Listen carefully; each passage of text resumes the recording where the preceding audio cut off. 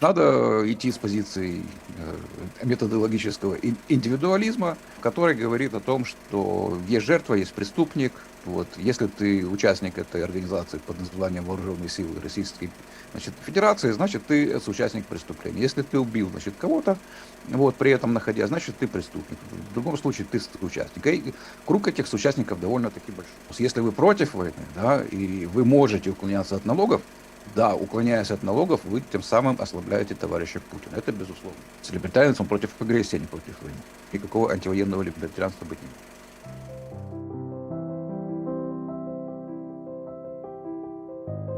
К сожалению, либертарианская теория войны, она, в общем-то, хромает.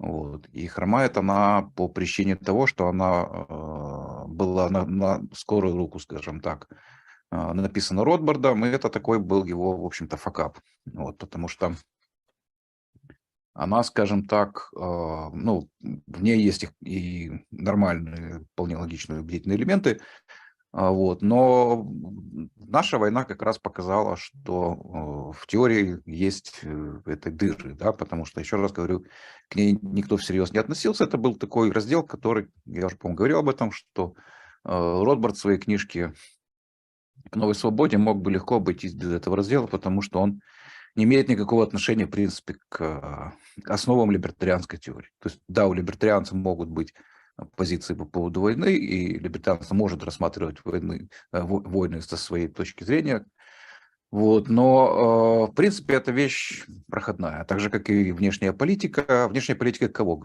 Если мы говорим, что мы индивидуалисты методологические, да, то какая еще внешняя политика тогда?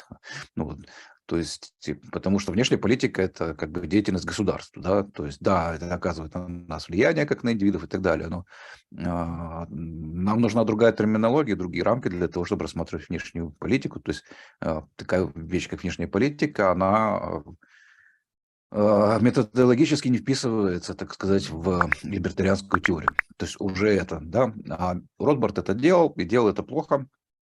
И все мы помним эти смешные, так сказать, последние главы этой книги. Еще раз говорю, которые никак не отменяют, так сказать, того, что написано перед этими главами. Вот. И Ротбард там попал, так сказать, в ловушку, которую сам же и описал. Там особо смешной момент в том, что он, так сказать, описывая историю Советского Союза с точки зрения левых, вот, и преподнеся ее как правильную историю, вот, дальше пишет о том, что вот есть такая опасность, что попасть в такую ловушку, что все, кто, условно говоря, враг моего врага, это мой друг, да, то есть некая заданность. Вот, и он сам ну, как бы демонстрирует эту заданность, да, то есть он берет за основу историографию как бы левацкую, и сам на нее ссылается и пишет, что это левые авторы, на которых он ссылается, но тем не менее это его не смущает. Почему-то он не видит у этих авторов никакой заданности, а видит заданность как бы у, наоборот, историков, так сказать, условно говоря, и из консервативного крыла. Ну, это можно объяснить, да, то есть это можно объяснить, почему он так делает, это можно понять, ну, чисто исторически, потому что, как ни странно, либертарианство именно ротбардианское возникало больше в оппозиции консерваторам, чем именно левакам. Вот, потому что они тогда были основной силой, выступающей тормозом в разных таких вещах, особенно связанных с индивидуальными, как мы говорим, свободами. Вот. Но теперь ситуация резко поменялась, и леваки впитали в себя, нынешние леваки буквально все как бы тенденции, то есть они остались леваками, но при этом еще перехватили и у консерваторов всевозможные запретительные, так сказать, штуки, которыми раньше, значит, которые раньше были характерны именно для них. Но это уже как бы детали. Вот. Но факт остается фактом, что с теорией войны дело обстоит, скажем так, плохо. Другой вопрос, нужна ли она вообще. То есть я считаю, что она и не очень-то и нужна, вот, потому что, опять-таки, война – это дело государства. Да? И здесь нужно сказать, что не может быть никакой антивоенной, вообще говоря, деятельности. Это очень такая важная действительно вещь. То есть надо понять, что либертарианство, антивоенное либертарианство, никакого антивоенного либертарианства быть не может.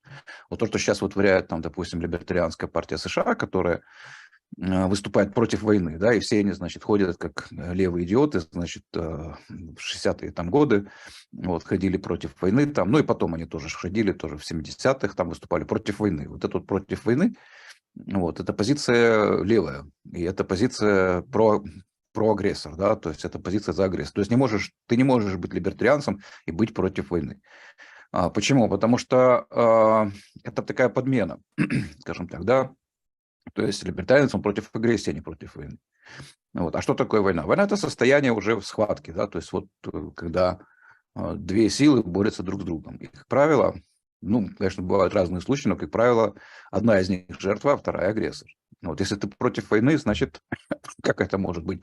У этой позиции есть два возможных исхода. Да? То есть либо ты поддерживаешь жертву против агрессора, вот, либо ты поддерживаешь агрессора против жертвы. И в том и в другом случае война заканчивается.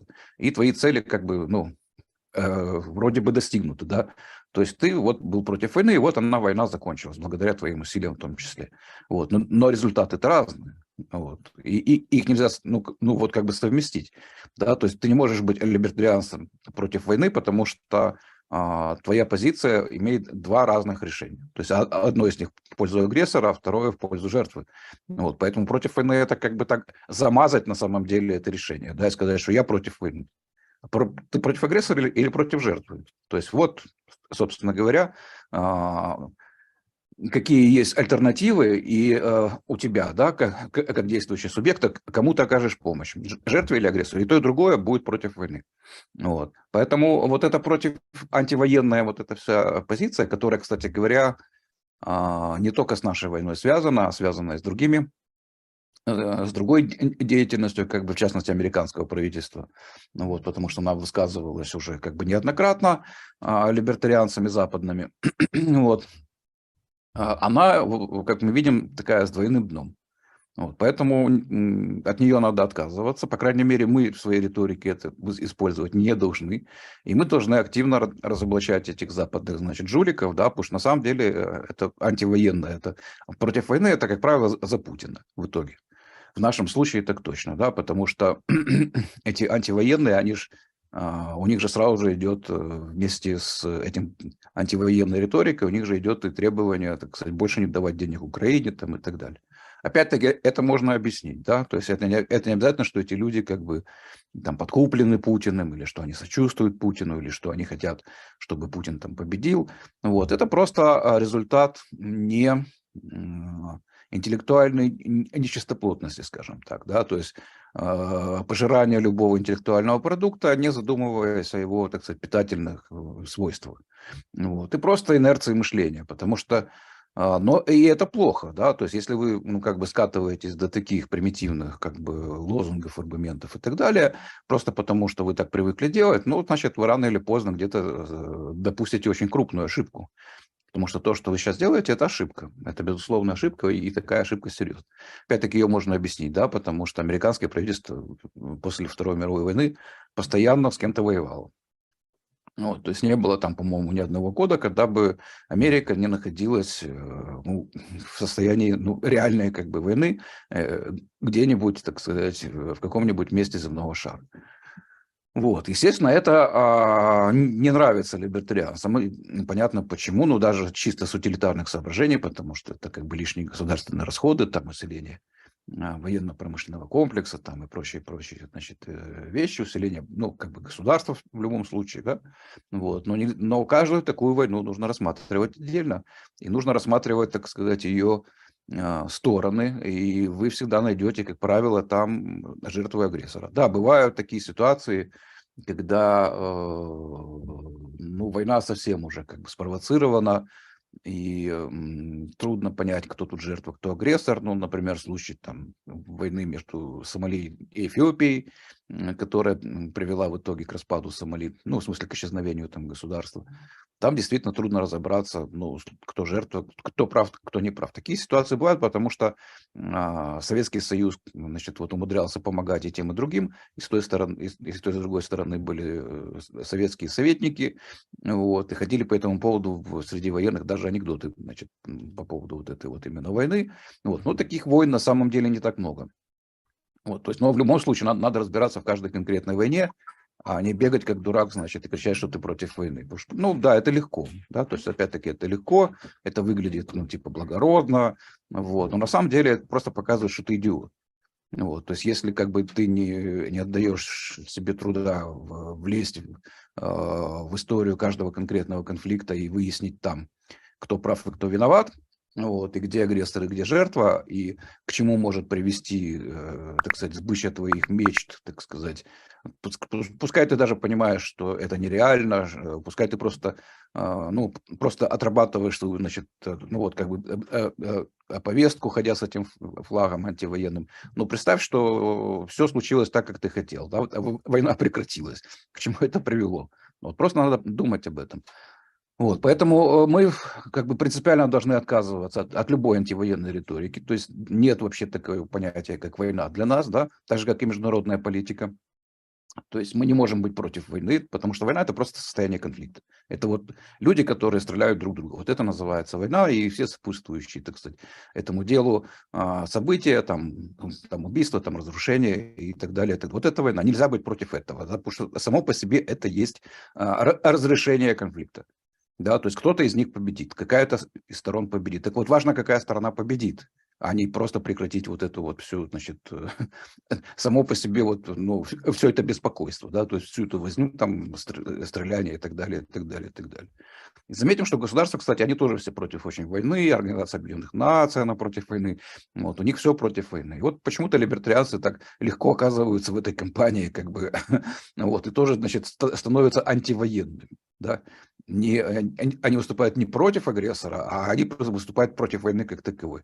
Вот, я, кстати, там в Твиттере так ради интереса, значит, э, ну, малость покоцал этих там местных либертарианцев, значит, Америка, там поднялся такой гвалт, когда я им написал, что вы не можете быть против войны и, значит, оставаться при этом либертарианцами.